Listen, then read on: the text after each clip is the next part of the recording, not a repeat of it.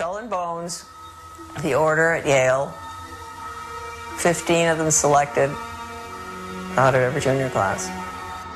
They paid. Wall Street financed Hitler, financed Stalin, creating communism, which is what they did. That's all very bad, and Skull and Bones is all involved in that with the Order. They concerned the build-up of the three types of socialism: Bolshevik socialism in Russia, what we might call welfare socialism in the United States, and Hitlerian or National Socialism. And each book examines the financing and the contributions made by Wall Street, by international bankers, to the development of that specific form of socialism. It also was involved in changing the American education system from a classical academic, brain-oriented thinking, destroying that, and imposing an animal training method, which Skull and Bones was deeply involved, and I think I would just say the only entity at that time deeply involved, and managed to bring that wretched system of operant conditioning, Pavlov, Skinner, whatever you want to call it, animal training, out of the laboratory in Leipzig, Germany, Wilhelm Wundt, and get it adopted by leading American educators. Motivation and reward are crucial factors in learning.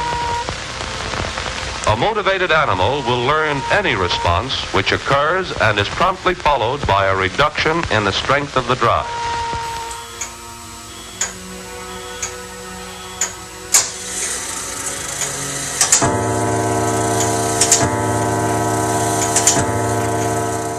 My father and grandfather were members of the Order.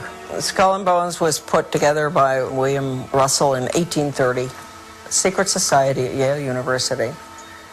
And the connections with Germany are pretty extensive.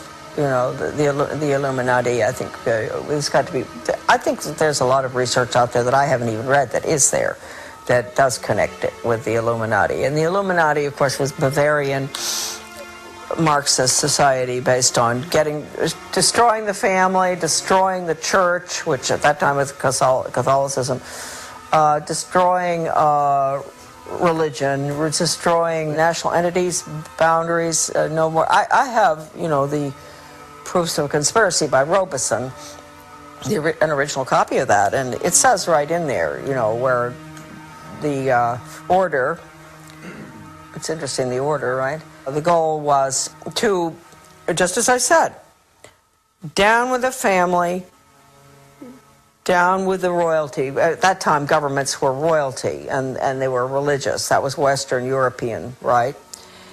Down with nationalism, get rid of countries, drop borders. I mean, and people think that that's new. The Illuminati Order, this is Skull and Bones, see? The Illuminati Order documents show that Raphael in the Illuminati is identified as the same Professor Karl Casimir Wundt. This is fascinating. Kirchenrath Karl Casimir Wundt, the one we're talking about, was professor at Heidelberg University in the history and geography of Baden, this town, and pastor of the church at Weiblingen, a small neighborhood town. So Wundt was connected with the Illuminati, his grandfather.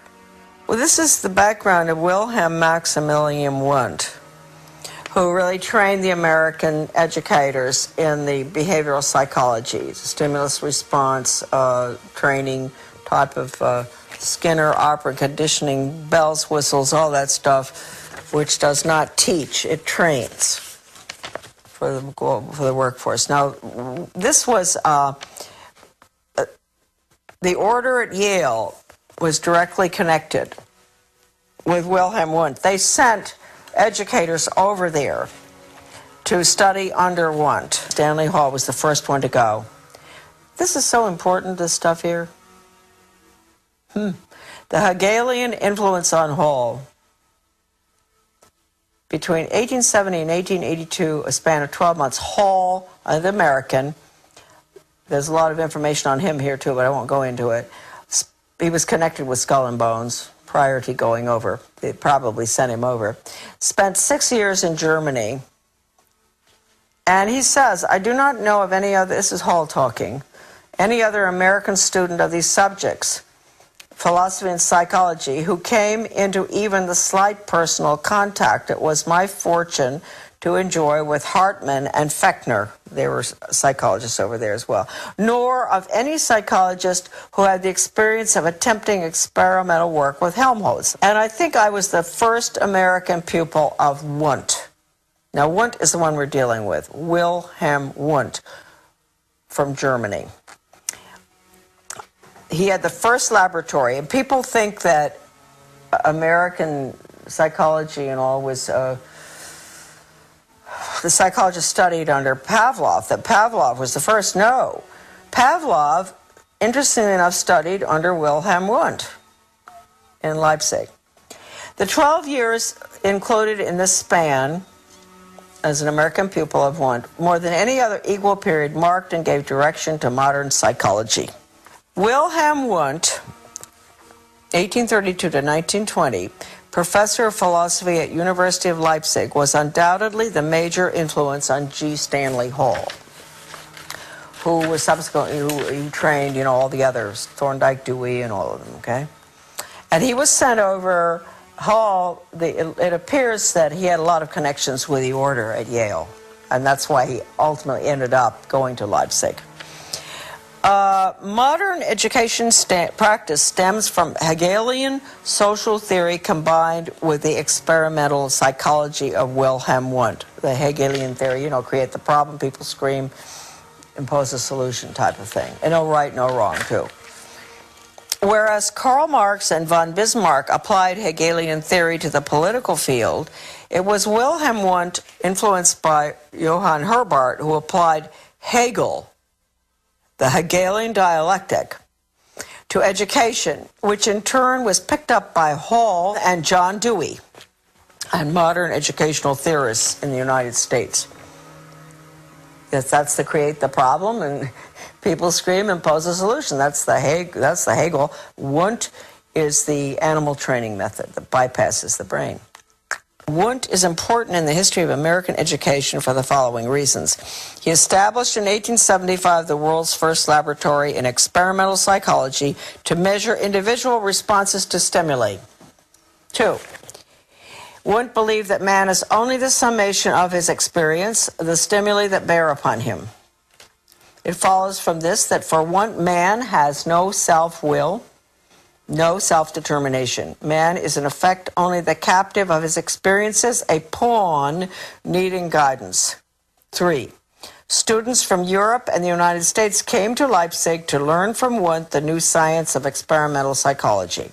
These students returned to their homelands to found schools of education or departments of psychology and trained hundreds of PhDs in the new field of psychology. The core of our problem is that Wundt's work was based on Hegelian philosophical theory and reflected the Hegelian view of the individual as a valueless cog in the state, a view expanded by Wundt to include man as nothing more than an animal influenced solely by daily experiences. This Wundtian view of the world was brought back from Leipzig to the United States by G. Stanley Hall and other Americans and went through what is known among psychologists as the Americanization of Wundt. Although Hall was primarily a psychologist and teacher, his political views were partially Marxist, as Hall himself writes, quote, I had wrestled with Karl Marx and half accepted what I understood of him. Confessions, and don't forget Karl Marx used the Communist Manifesto was basically Weishaupt. It's important to remember that, huh? So this is really a very fine chapter out of Sutton's book, America's Secret Establishment. This is the chapter, How the Order Controls Education. And I want to point out that nobody but Sutton in the writings on the order has ever really dealt with education. Sutton saw the importance. I mean, he'd been doing all the work on our, aid to the Soviet Union on technology and all for the Hoover Institute. But he really, he's the only one who ever connected the order with education. Yeah, you know, even this great book that we've all, that Sudden Leipzig Connection, this great book, I don't believe that Paoli Leone understood the connection with the order either. He wrote about Wundt. It's a fantastic little book. You couldn't get it. The viewers can get this book. I think it's, you know, there are a few very important books on education. I'd say that this is the #1 book on education that's ever been written, this little book. And I think Anthony Sutton agreed, because he got a lot of his work in his book on the order from the Leipzig Connection as well. If we want to start with the condition of the average American right now, who has been conditioned by the television and in the schools and pretty much in daily life, you know, with the community councils and all, it goes away from the individual. Everything is to get, well, John Dewey said it, we have to get rid of the individualism. Everything goes towards the collective, the group. And ever since the early 60s or 50s, they've had the training sessions going on. They started in Bethel, Maine, National Training Labs, to use sensitivity training to bring people together in groups, and they'd all spill their guts about everything. And once you've done that, you're dependent on that person, right? Because they know everything about you. So this is the way you form the collective. It really is very interesting, the sensitivity training, how it works. And it says right in the original documents that it's Chinese communist thought control. Well, Americans have been exposed to this now, you know, certainly since World War II. And they've become little collectivists, really, groupies. They think that way. Anybody who thinks as an individual really is looked at askance, you know, strange person, you know, having an opinion that is opposite to what I've heard every night on the TV or in school or in college. Strange person, these individualists, huh? So that's what we're looking at now. We finally, this is very interesting right now. I mean, talking about the Rockefeller Foundation, the General Education Board of Carnegie, you have, this is the chart showing that the University of Chicago, the School of Education, which had John Dewey and Charles Judd were there. Columbia University Teachers College, John Dewey Thorndike, who had his pet chickens that he trained, James E. Russell, and then James McKell in the Department of Psychology at Columbia. All of those were all funded at Hopkins Medical School by Rockefeller Foundation's General Education Board and Carnegie Foundation.